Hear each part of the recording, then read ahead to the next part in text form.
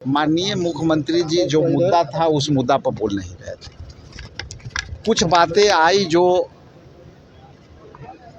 शोरगुल में दब गए, लेकिन जो सदन के मर्यादा है वो जो है स्पीकर साहब के भी बात जो है डिप्टी सीएम नहीं सुन रहे थे और अंत में स्पीकर साहब ने भी कहा कि जो है आप उप मुख्यमंत्री हो करके सदन आप चलाएंगे, सदन मैं न चला रहा हूं।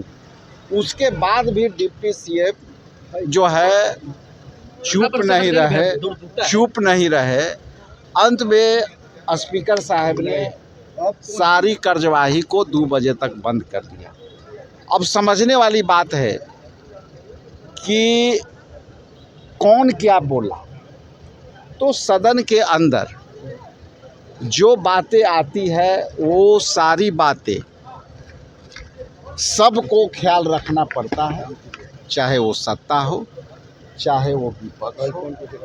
हम लोग जनहित के मुद्दे जो वोटर लिस्ट का में नाम कटे उस मुद्दे पर हम लोग बहस चाहते थे। लेकिन क्या इस तरीके से बयान देना कि सदन किसी के बाप का नहीं है, सदन देखिए ये भी उचित नहीं है कि स्पीकर साहब को डिप्टी सीएम इंटरप्ट कर करके और बार बार एक मंत्री भी चुप नहीं हो रहे थे और स्पीकर साहब ने बार बार कहा कि अब सदन मैं चला रहा हूं कि आप चला रहे हैं और डिप्टी सीएम हो करके आप इस तरह के क्यों अमर्यादित कर रहे हैं।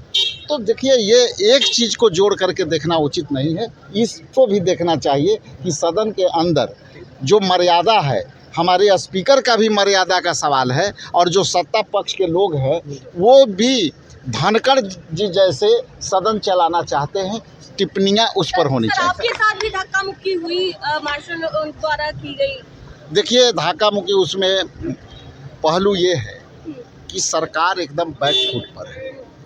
सत्ता पक्ष के लोग भी बाहर रह करके कहते हैं कि SIR के मुद्दे पर हम लोग भी परेशान हैं, लेकिन जब हम लोग अपनी बातें कहना चाह रहे थे और लोग जब वहाँ पे धक्का मुक्की कर रहे थे, मुद्दा था कि हम अपनी बात सीएम आ रहे थे, सीएम साहब से अपील होना चाहिए जो नहीं करने दे रहे थे और उसी बीच में इन लोगों ने धक्का मुक्की जोर से किया जो उचित नहीं था। Thank you.